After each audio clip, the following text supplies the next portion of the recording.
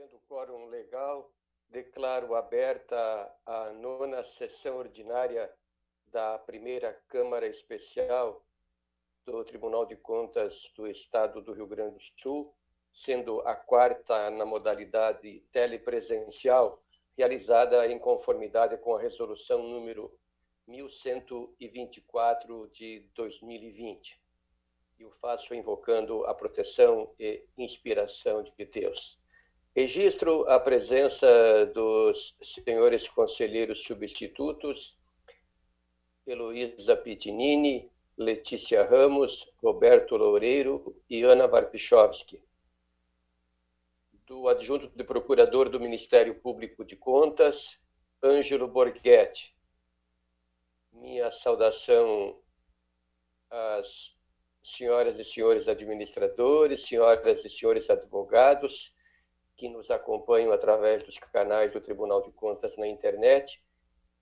Permito-me saudar a todas e todos na pessoa do advogado Igor Noronha de Freitas, que está acompanhando na sala virtual as atividades desta reunião da Câmara Especial. Minha saudação também a todos os servidores, servidoras do Tribunal de Contas do Estado do Rio Grande do Sul, em particular aqueles e aquelas que viabilizam as condições para realizarmos as nossas atividades em cada semana e também dedicando os seus melhores esforços para que o tribunal, portanto, cumpra com a sua missão constitucional. Estendo essa saudação e homenagem a todas as equipes das unidades técnicas e administrativas e dos nossos gabinetes.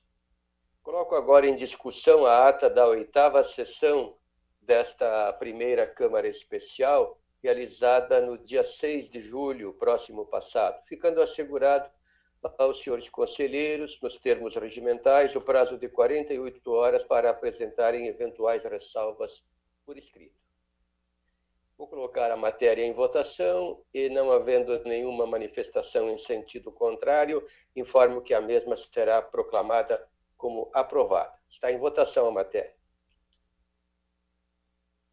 Proclamo, portanto, aprovada a referida ata. Inicialmente, pergunto aos eminentes conselheiros se existe algum processo a ser retirado de pauta. Conselheira Heloísa Pitinini. Senhor presidente, eu mantenho a minha pauta. Conselheira Letícia Ramos. Mantenho a pauta, senhor presidente. Conselheiro Roberto Loureiro. Também mantenho a pauta, senhor presidente. Confirmando a conselheira Ana Varpichowski que não tem pauta nesta oportunidade, certo? Não tenho pauta, senhor presidente. Aproveito a oportunidade para saudá-lo na condução dos trabalhos desta sessão da primeira Câmara Especial, todos os conselheiros substitutos que integram esta Câmara e todos aqueles que trabalham nessa sessão. Obrigada. Muito obrigado.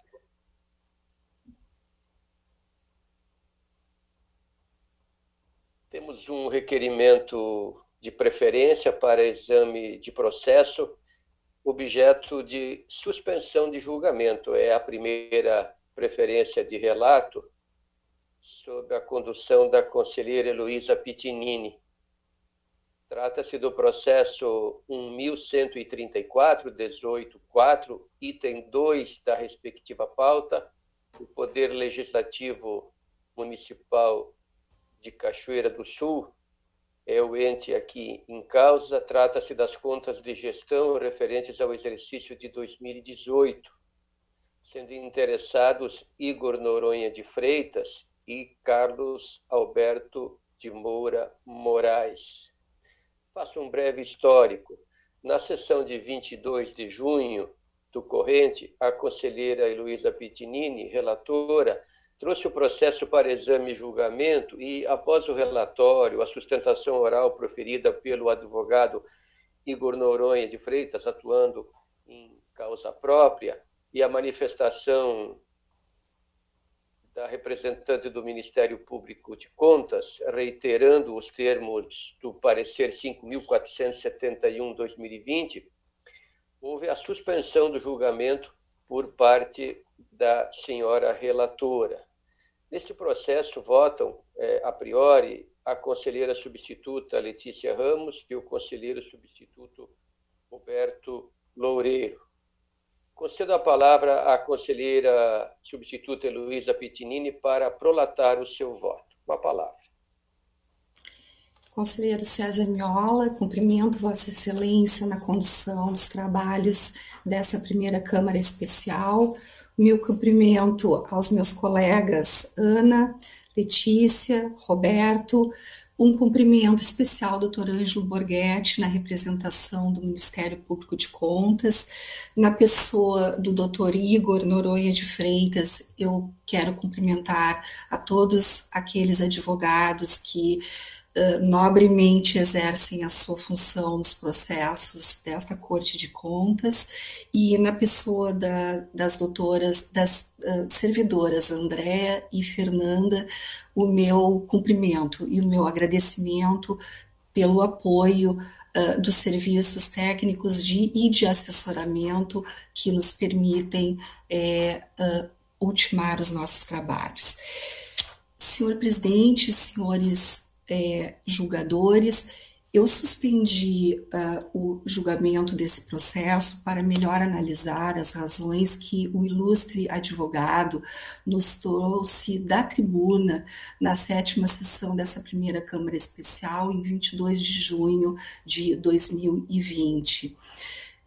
Inicialmente, eu relembro que, com relação à gestão de Carlos Alberto de Moura Moraes, em se tratando de processo de contas no qual não foram identificadas falhas, de plano eu estou anuindo as fundamentações legais contidas no relatório de auditoria, no relatório geral de consolidação das contas e no parecer do Ministério Público de Contas, votando pela regularidade das contas daquele administrador. Com relação à análise das contas do senhor Igor Noronha de Freitas, para relembrar, foram 2 os apontamentos, os itens 2.2 e 2.3, que dizem com não cumprimento integral dos deveres de transparência e de acesso à informação. O gestor sustentou o empenho no cumprimento integral dos deveres da publicidade, asseverou que realizou uma gestão voltada à interação com a sociedade e que, não obstante não ter logrado êxito em todos os itens de verificação do portal de transparência, entende que o Legislativo de Cachoeira do Sul está a caminho da efetivação plena daqueles princípios norteadores da transparência pública. Os apontamentos não foram, portanto, contestados pelo gestor, que se limitou a afirmar a tomada de medidas corretivas. Eu tenho, depois de ter bem examinado os esclarecimentos, a parte instrutiva, o parecer do Ministério Público e aquelas razões que foram suscitadas pelo gestor da tribuna, eu tenho que o órgão demonstrou ter empregado esforços na melhoria dos seus índices de transparência em relação ao exercício imediatamente anterior. Eu reconheço o empenho do gestor na diminuição das falhas de transparência e de acesso à informação e entendo que os apontamentos narrados pela equipe de auditoria devem permanecer a fim de recomendação à origem. Eu considero que as falhas são mantidas, mas que elas não comprometem a globalidade das contas do exercício em exame. Estou, então, encaminhando o voto, senhores julgadores, no seguinte sentido: com relação à gestão do senhor Carlos Alberto de Moura, por julgar regulares as suas contas, com fundamento no inciso 1º do artigo 84 do RITSE. Com relação à gestão do senhor Igor Noronha de Freitas, julgar regulares com ressalvas as suas contas, com fundamento no inciso 2º do mesmo artigo 84 do RITSE. Com relação aos comandos à origem, por recomendar ao atual administrador para que evite a reincidência das falhas apontadas nos itens 2.2 e 2.3 com relação às omissões de informações no portal de transparência. E, por fim, pela remessa dos autos à supervisão competente para aplicação daqueles consectários decorrentes desta decisão nos termos do regimento interno deste tribunal. E é como estou votando. Com o voto da conselheira relatora, vou colher agora os demais votos. Conselheira Letícia Ramos. De acordo com a relatora, senhor presidente. Conselheiro Roberto Loureiro. Acompanha a relatora também, senhor presidente. Com isso, temos acolhido por unanimidade o voto prolatado pela conselheira relatora no que diz respeito ao processo 1134-18-4.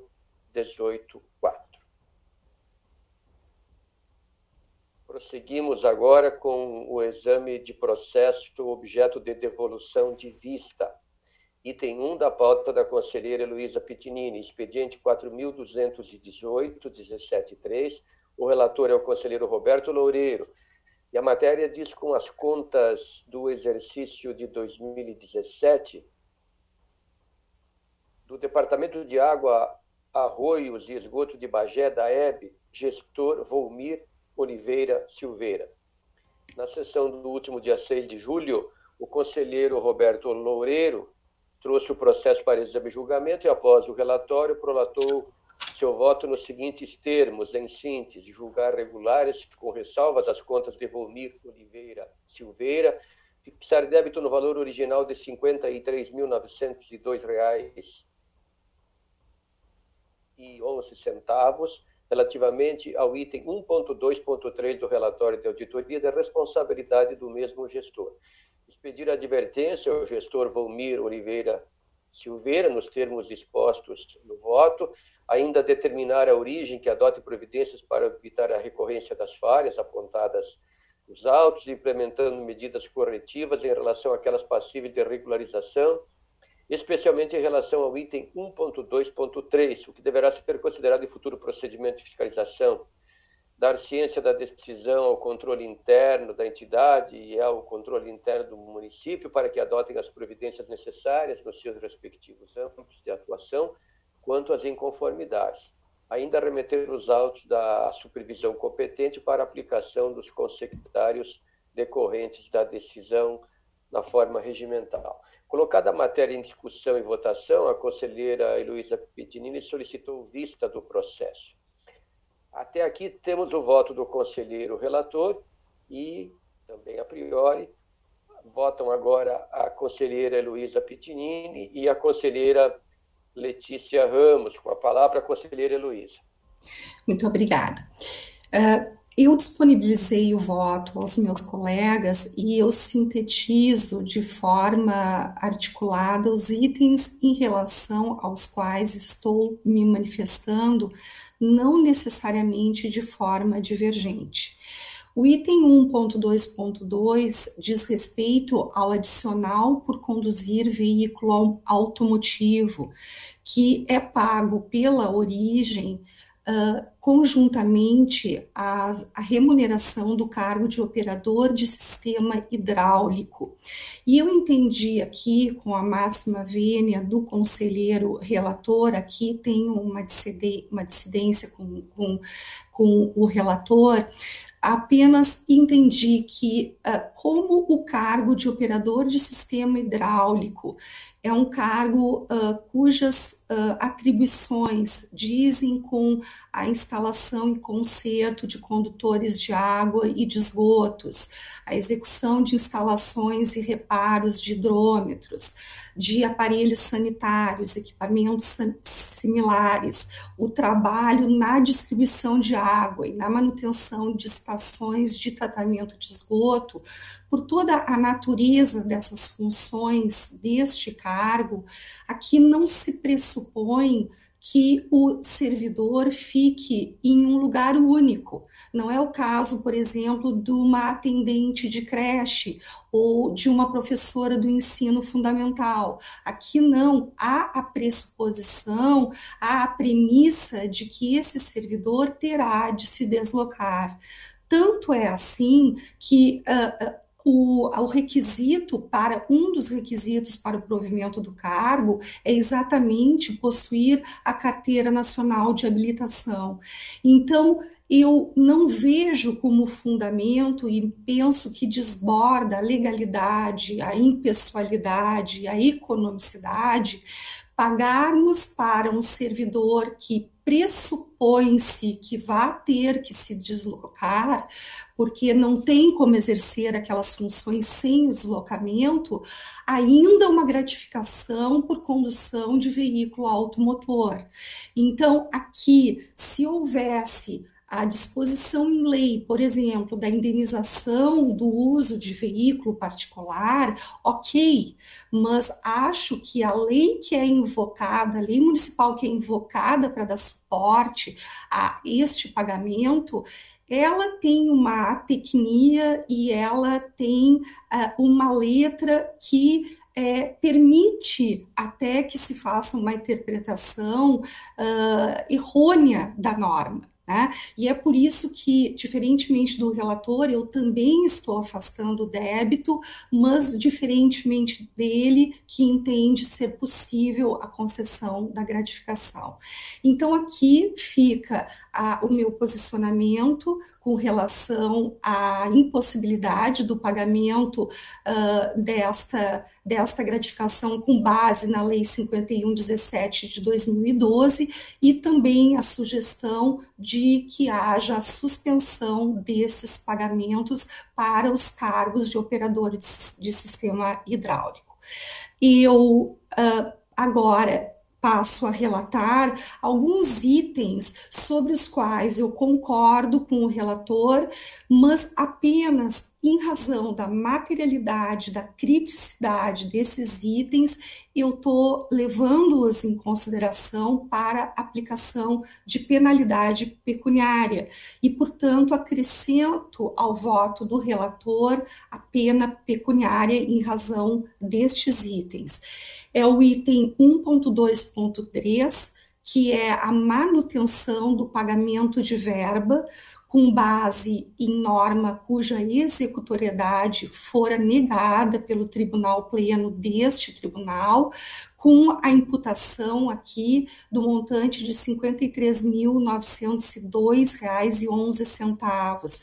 O relator, ele vota por manter a falha para fins de determinação e eu entendo de manifestar a minha total concordância com a análise e a conclusão do eminente relator, visto que, apurada a responsabilidade do gestor, ele ainda, apesar de a decisão sobre a matéria ter transitado em julgado em março do ano de 2017, ainda trouxe esclarecimentos defendendo estes pagamentos, os quais, inclusive, continuaram sendo realizados no exercício de 2018.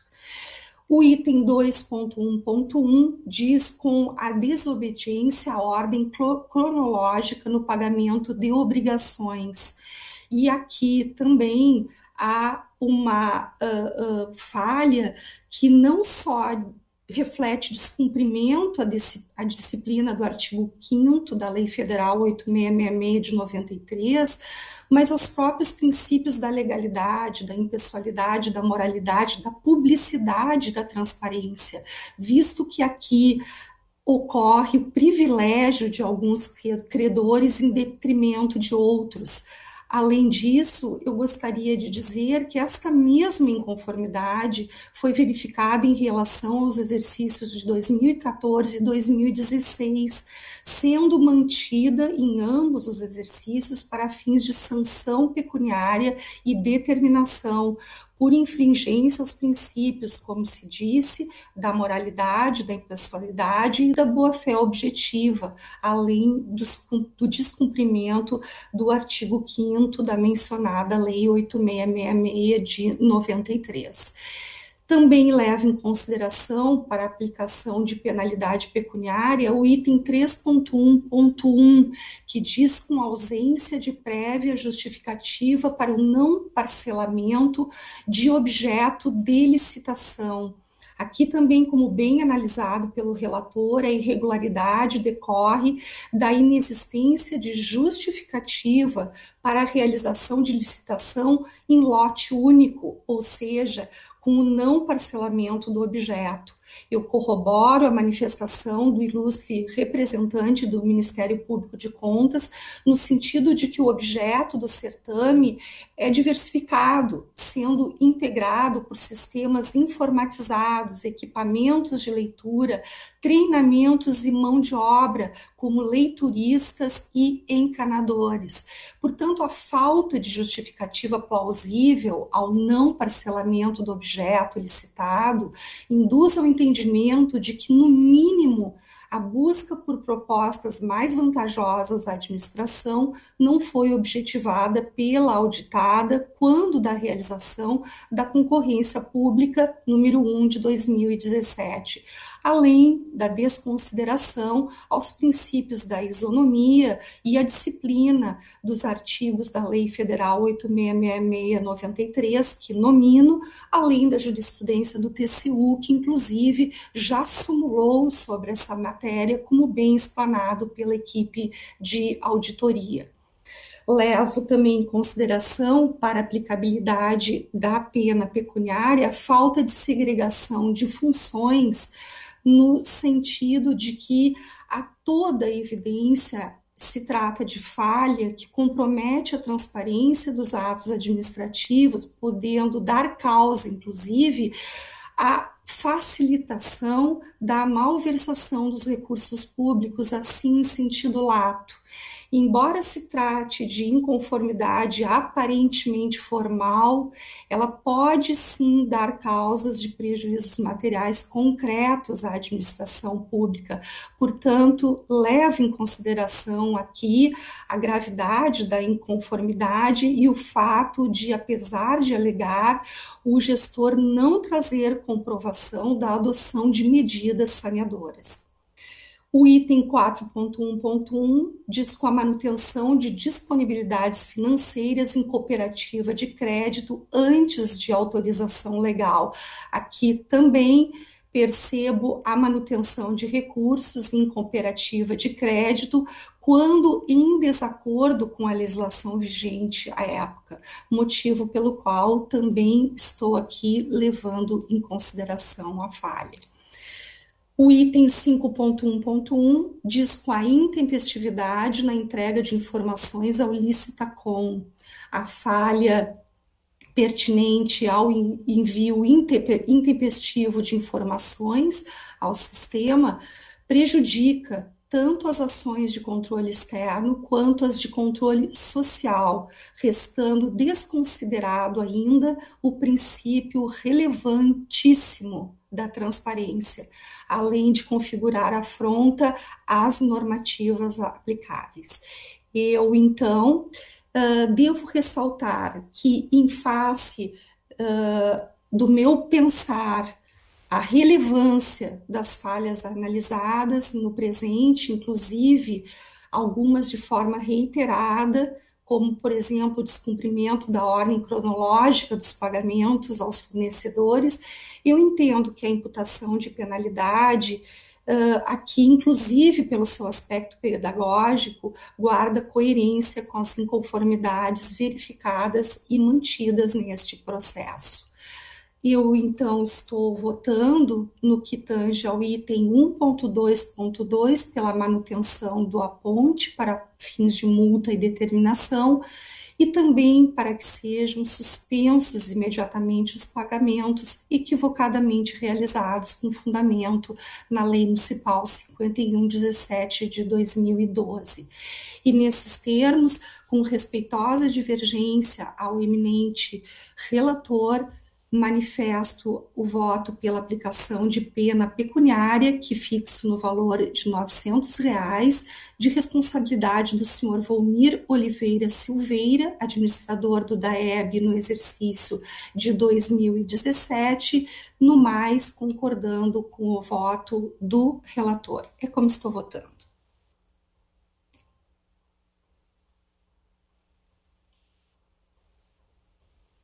Como vota a conselheira Letícia Ramos?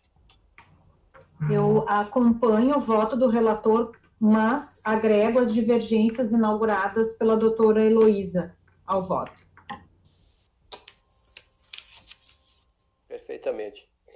Eu estou em condições, então, de proclamar a decisão do presente processo, que é, recapitulando, o número 4.218.17.3.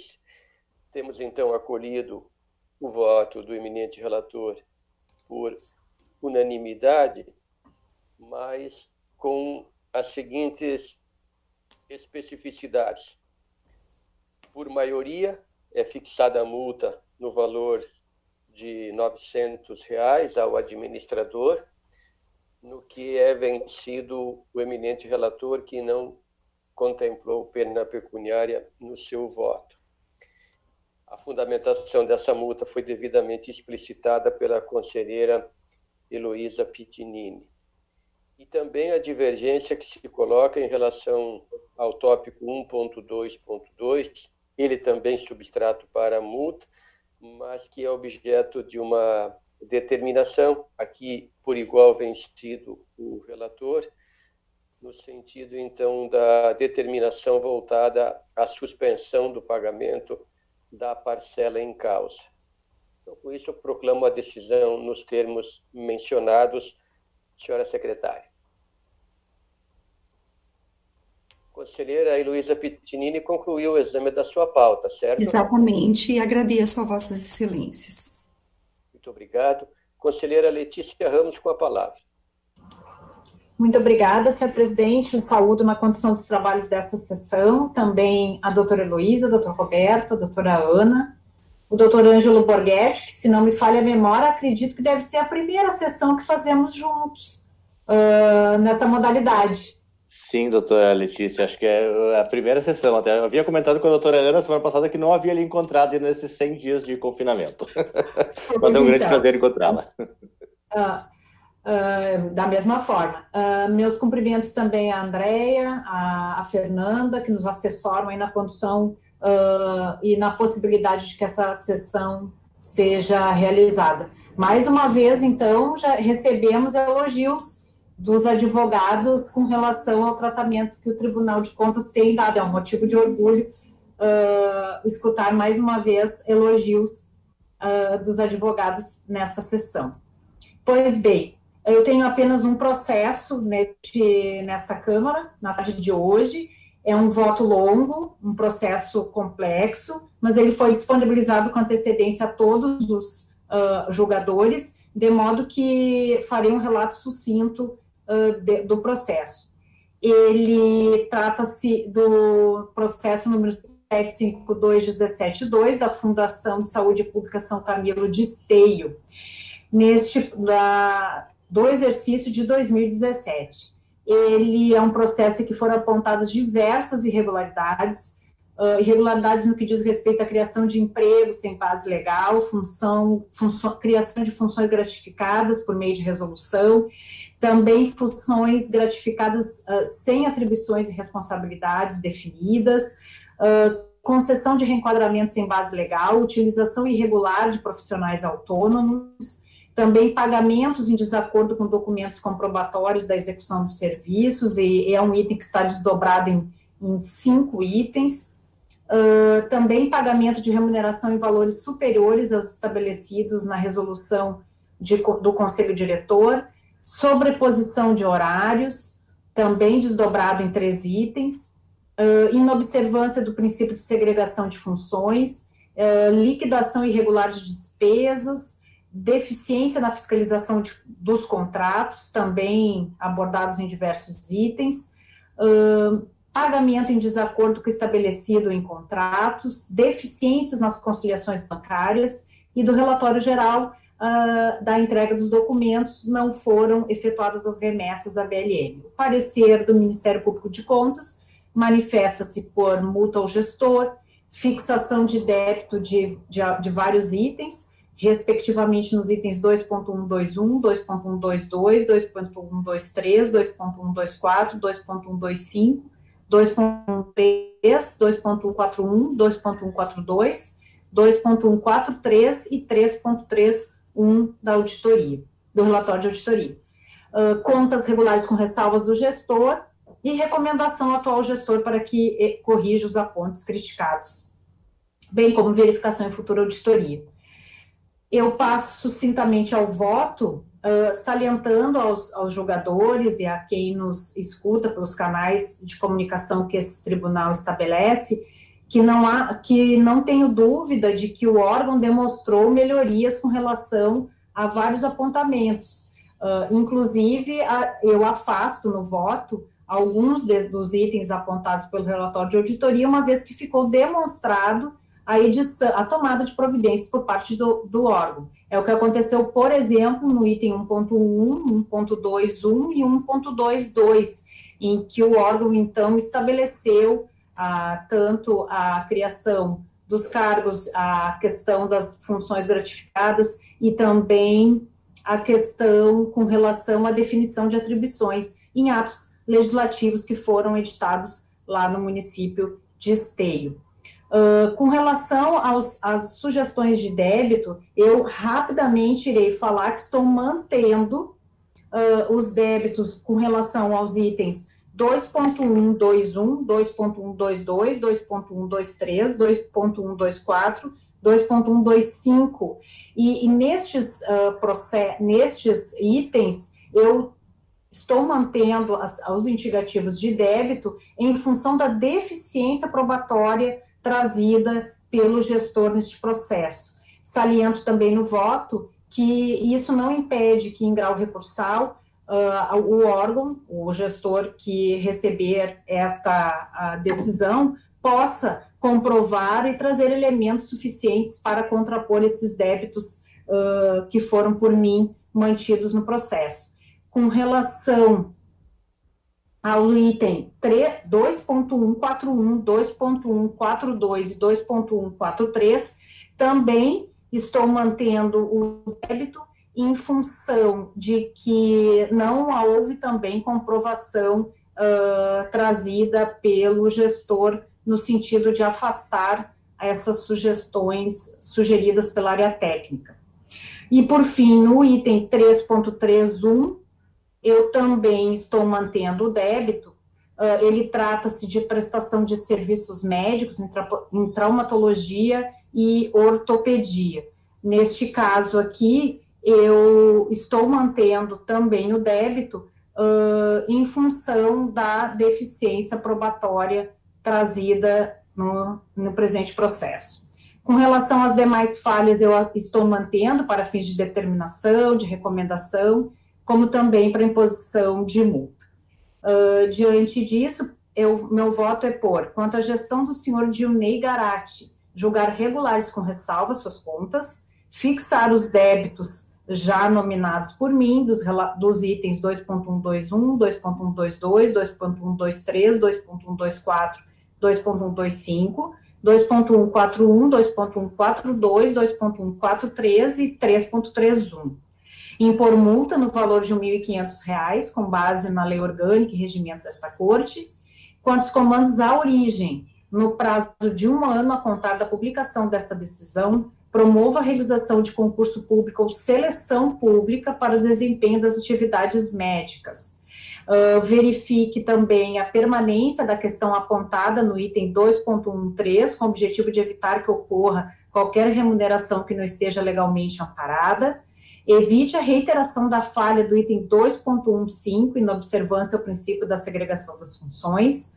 Adote medidas para atender as recomendações que constaram do relatório de auditoria, no que diz respeito ao item 3.11, deficiência na fiscalização dos contratos. cientificar o Poder Legislativo, Poder Executivo acerca da irregularidade constante do item 2.11, bem como da determinação contínua da linha B1. Cientificar o responsável pelo controle interno do município de Esteio e determinar a DCF que, em próxima auditoria, verifique a efetividade dos controles implementados na realização dos pagamentos relativamente às comprovações exigidas acerca da prestação dos serviços, relativos ao item 2.16 do relatório, e por determinar a remessa dos autos à supervisão para aplicação dos consectários decorrentes dessa decisão. Este é o voto, senhor presidente, senhores julgadores. A matéria está agora em discussão. Não havendo nenhuma intervenção, vou colher os demais votos. Como vota a conselheira Heloísa Pitinini? Senhor presidente, eu cumprimento a nobre relatora e eu referendo na totalidade o voto de Sua Excelência, apenas acresço com a máxima vênia o item que é sugestão também de débito por parte do Ministério Público de Contas, que é o item 2.1.3, que se refere ao pagamento de remuneração em valores superiores aos estabelecidos na resolução do Conselho Diretor ao médico Adriano Araújo Ponsoni. Eu acresço este item como item de glosa no valor de R$15 mil e peço vênia aqui para trazer como fundamento os fundamentos da própria instrução do processo e os fundamentos trazidos pelo nobre representante do Ministério Público de Contas. Eu gostaria, senhor presidente, de parabenizar a doutora Letícia pela análise feita neste voto e pelas razões de ponderação da doutora Letícia, porque devo fazer neste momento à luz de uma situação singular que estamos vivendo e que coloca em destaque todos aqueles jurisdicionados que lidam com matérias tão sensíveis como é a matéria da saúde. E aqui eu registro a importância de, dentro do caráter pedagógico, não só judicialiforme do tribunal, a parte dispositiva do voto, como se tem nesse voto, com o elenco de todas aquelas providências que devam ser tomadas pelo administrador. Então, com a vênia da dissidência, eu gostaria de cumprimentar a doutora Letícia pelo alentado e minucioso voto que apresenta. Conselheiro Roberto Loureiro, como vota? Eu acompanho a relatora, senhor presidente. Então, proclamo acolhido o voto da senhora relatora por unanimidade no processo 5.752.17.2, exceto no que diz respeito ao tópico 2.1.3, em relação ao qual há divergência da conselheira Heloísa Pitinini, entendendo pela fixação de débito quanto ao mesmo. Em relação aos demais aspectos, como disse, há unanimidade de votos. Cumprimentos à conselheira Letícia Ramos, obrigada. O processo da sua pauta. Obrigado. Oi, eu que agradeço. Roberto... Eu que agradeço, era a matéria que tinha relatado. Desculpa. Muito obrigado. Conselheiro Roberto Loureiro, para o exame da sua pauta, por favor. Senhor presidente, conselheiro César Miola, cumprimento Vossa Excelência, cumprimento as colegas Letícia Ramos, Heloísa Pitinini, procurador adjunto Ângelo Borghetti, as servidoras Fernanda e Andréia, a conselheira substituta Ana e todos que nos acompanhem pela internet. O voto que eu tenho a relatar é o de número 2.654.0218.6, contas de gestão do exercício de 2018 da Câmara Municipal de Erebango, O gestor é Osmar Carlos Marinho. Os apontes da equipe de auditoria criticam a prorrogação de contrato de serviços de assessoria e consultoria jurídica sem análise da vantajosidade, bem como a ausência de informações cadastradas no sistema Licitacom. Analisados os esclarecimentos do gestor, a avaliação da supervisão e o parecer do Ministério Público de Contas, eu voto no seguinte sentido: julgar regulares com ressalvas as contas de Osmar Carlos Marinho, administrador do Legislativo Municipal de Erebango, no exercício de 2018, no fundamento do inciso 2º do artigo 84 do Regimento Interno, expedir a advertência ao mesmo gestor nos termos expostos nesse voto, determinar a origem que adote as providências necessárias para evitar a recorrência das falhas dos itens 1.1.1 e 2.1.1 nos termos expostos nesse voto, dar ciência do inteiro teor deste voto ao sistema de controle interno do município para que adote providências necessárias no seu âmbito de atuação e remeter os autos de supervisão para os consectários regimentais. É o voto, senhor presidente. Está em discussão a matéria. Passamos aos demais votos. Conselheira Heloísa Pitinini. Eu acompanho o relator, senhor presidente. Conselheira Letícia Ramos. Acompanho o relator, senhor presidente. Portanto, temos acolhido à unanimidade o voto do eminente relator para o que consta no processo 2654-18-6. Examinados os processos pautados para esta sessão, coloco a palavra à disposição. Não havendo nenhuma manifestação. Senhor presidente. Conselheira Ana Warpechowski com a palavra. Obrigada, senhor presidente. Apenas para saudar o doutor Ângelo Borghetti, representando o nosso Ministério Público de Contas, que na minha saudação inicial acabei esquecendo. E uma saudação especial a Andréia e Fernanda por ter assessorado esta sessão, toda a sua equipe, sinto-se cumprimentada nesta ocasião. Muito obrigada. Muito obrigado. Senhor presidente. Palavra à disposição, doutor Ângelo Borghetti. Senhor presidente, conselheiro César Miola, saudando Vossa Excelência, saúdo também os eminentes conselheiros doutora Heloísa, doutora Letícia, doutor Roberto, doutora Ana, saúdo a Andréia e a Fernanda, em nome delas a todos os servidores que nos auxiliam nesta sessão telepresencial, senhoras e senhores que nos acompanham. Senhor presidente, gostaria de parabenizar Vossa Excelência pelos votos das sessões de hoje, pelos julgamentos. Também não poderia deixar de cumprimentar a doutora Letícia novamente, que não nos vimos há bastante tempo.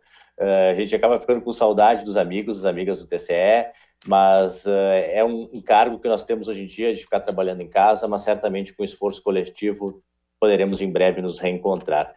E também, senhor presidente, assim como eu fiz semana passada com o doutor Renato, eu gostaria de cumprimentar a doutora Heloísa pelo seu nome na lista tríplice que foi enviada ao governador, dizer que é muito merecido, conheço a doutora Heloísa há mais de 10 anos, todo o tempo que eu estou aqui, e esse é um reconhecimento a toda a auditoria. A gente sabe que todos os 7 são extremamente competentes, mereceriam ser escolhidos pelo governador, mas há apenas uma vaga, então ao governador cabe essa tarefa de escolher um dos 3, mas aqui vai o meu reconhecimento e meus parabéns à doutora Heloísa. É essa manifestação, senhor presidente. Obrigado.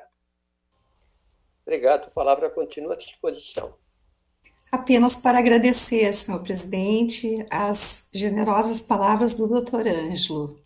Da mesma forma, o nosso relacionamento há 10 anos, não sabia que era tanto, doutor Ângelo.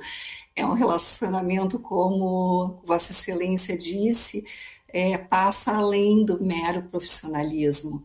Tem algo a mais que se sente muito frequentemente nessa casa, nos relacionamentos. Doutora Heloísa, eu só sei porque eu estou há 11 anos no TCS, senão não saberia. Mas... Muito obrigada. Esse é um dado significativo, doutor Ângelo Borghetti, porque eu lembro de todo o processo de construção do edital de concurso público, que redundou na admissão de Vossa Excelência e das adjuntas de procurador Daniela Toniasso e Fernanda Ismael. O tempo passa muito depressa, de fato. Passa, né, conselheiro? Exatamente. Muito bem, mas Foi um concurso que selecionou profissionais de grande qualidade, intelectual, moral, e que valorizam a instituição, que orgulham também o Tribunal de Contas, esse órgão, o Parquet de Contas, que é umbilicalmente ligado aos tribunais de contas brasileiros. Cumprimentos. Obrigado, presidente. Com isso, declaro encerrada a presente sessão desta primeira Câmara Especial, convocando outra para o dia 3 de agosto de 2020, às 14 horas, e ao encerrar, novamente, meus agradecimentos às equipes de trabalho da nossa casa e um abraço fraterno, respeitoso a todas e todos. Hoje é uma das datas em que se celebra o Dia do Amigo. Eu as tenho e eu os tenho como meus amigos. Então, meu respeitoso e fraterno abraço. Boa tarde.